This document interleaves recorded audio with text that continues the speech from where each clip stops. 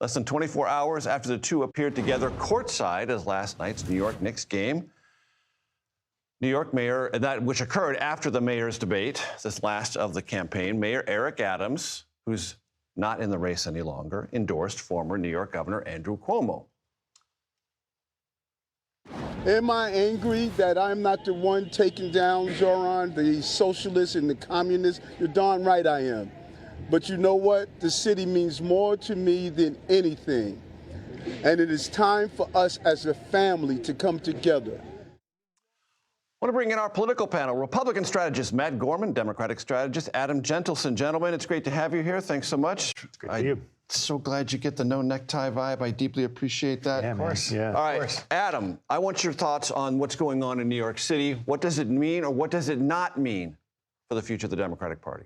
Well, I think what Zohran Mamdani, who is the presumptive winner, I think he's likely to win this race, is going to show is how Democrats can effectively drive a message that's focused on affordability, which is something that Democrats of all ideological stripes want to do. I think Democrats would be wise to copy certain things from the Mamdani campaign, such as his use of social media, his positive, patriotic, smiling presentation, his energetic presence, but perhaps not all of his ideological positions are going to translate in other areas of the country. Matt? I will say this, I'll give Mamdani some credit. Him and AOC are both interesting to listen to. And candidly, that's a capacity and personality trait they share with Trump, right? Most politicians are not particularly good to listen to. They are interesting. I'll say this, you have Cuomo and Eric Adams at a Knick game. We're doing some endorsements. Would have been great in July if they wanted to actually affect the race. Again, a little late. Congratulations, you had 2 weeks left. Look, I think, Silwa has a little bit of at least momentum in earned media recently. I don't think it's going to amount to much. Curtis Lee was the Republican nominee, someone who's been around New York and New York issues for quite some time. They all had their last debate last night, and the Donald Trump of it all came up, and they all had something to say, as you might imagine. Let's listen to that. With Trump, it's always the art of the deal. You have to go, you have to try to negotiate, whether it's with his minions or himself. You're going to have to confront President Trump. He is hyper-aggressive, and he is going to overstep his bounds. He has said he'll take over New York if Mamdani wins, and he will, because he has no respect for him. You could turn on TV any day of the week, and you will hear Donald Trump share that his pick for mayor is Andrew Cuomo. And he wants Andrew Cuomo to be the mayor, not because it will be good for New Yorkers, but because it will be good for him. Zohran Mamdani, also brought up Andrew Cuomo's past and an investigation and revelations about sexual harassment when he was governor. And he did a very dramatic thing in the midst of that debate. Watch. Mr. Cuomo, in 2021, 13 different women who worked in your administration credibly accused you of sexual harassment. One of those women, Charlotte Bennett, is here in the audience this evening. You sought to access her private gynecological records. She cannot speak up for herself because you lodged a defamation case against her. I, however, can speak. What do you say to the 13 women that you sexually harassed? All right, Adam Jentleson, you have been in, and you have too, Matt Gorman, been in preps for things like this. You know that these things are available, and then you make a tactical decision whether or not to use them.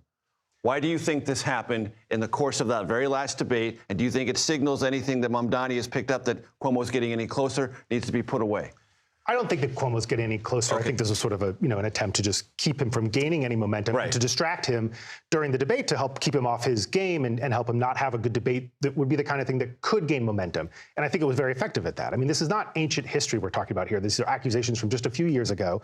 I thought Zohran's presentation was very powerful, saying, this woman cannot speak because she's under an NDA, but I can speak for her. I thought that was a very effective thing to do. And Matt, you know that these things are also, they carry their own sort of danger. If you screw it up, or if you look like you're being manipulative or unsympathetic or just being hyper-political about it, can blow up in your face. It's very tactical. It reminds me actually of another moment, Liz Warren and a New York Mayor, Michael Bloomberg, with the NDAs back in the primary debates in 2020. What's an underrated part of debate prep is saving that metaphorical hit that you don't preview at all during the course of the campaign. Save it for a live on-stage thing. Mamdani did it here. I remember J.D. Vance doing it against Tim Ryan back in his first Senate race. There was something there. In Ohio, right? Yes, exactly. That's an underutilized, undervalued part of debate prep. So something is going on in Maine with the Senate race.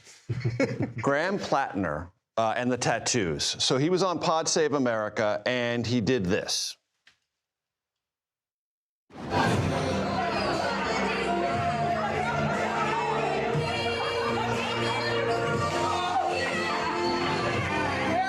The reason that we are showing this video is because at the very end, you can see a tattoo on your chest. And I've been told that some of your political opponents are telling reporters that that tattoo has a Nazi affiliation. The fact that I've managed to go from communist to Nazi in the space of 4 days, according to the people who are trying to, whatever, do this to me, I find to be quite a spectacular turn of events. Adam Graham Plattner, an oyster fisherman or oysterman in Maine, progressive, running against Janet Mills, governor. Assess what he's going through. Sure. What this race might or might not represent. He's a progressive. He's a small business owner. He's also a veteran. And I think part of what this is bringing out is this is a core part of his story. This is a guy who enlisted, served 3 tours in Fallujah, went back to serve with Blackwater. You know, this is a guy whose service and commitment to service is. And it's talked about PTSD and the like. And has been very open about that, as many veterans things have experienced. And I think what people are finding with him is that they're finding this to be very relatable. A poll came out today showing him up 58 to 24 over the incumbent Democratic governor. I mean, people seem to be connecting with his authenticity, and I think that's something Democrats should pay attention to. And Matt, this is a classic establishment figure against a up-and-comer with maybe some skeletons, maybe not, but also an attitude and an approachability that may prove valuable. Skeleton in his closet and on his chest, apparently. But look, this is the risk with outsiders when you run them. Sometimes you get Joni Ernst, who wins and is a really good candidate. Sometimes it's Christine O'Donnell, at least from my side of the party. I think that is the risk here. And look, I think they try to be too clever by half with this running a preemptive Nazi tattoo unveiling. Opposition research. Opposition research, exactly. But Adam is right. He's likely to win it as things stand right now. Janet Mills' campaign, not much of one right now. Susan Collins, the Republican, is the incumbent, and this will be a race to watch. Matt Gorman, Adam Jentleson, it's great to both have you here. Thanks for no neckties. High marks for that.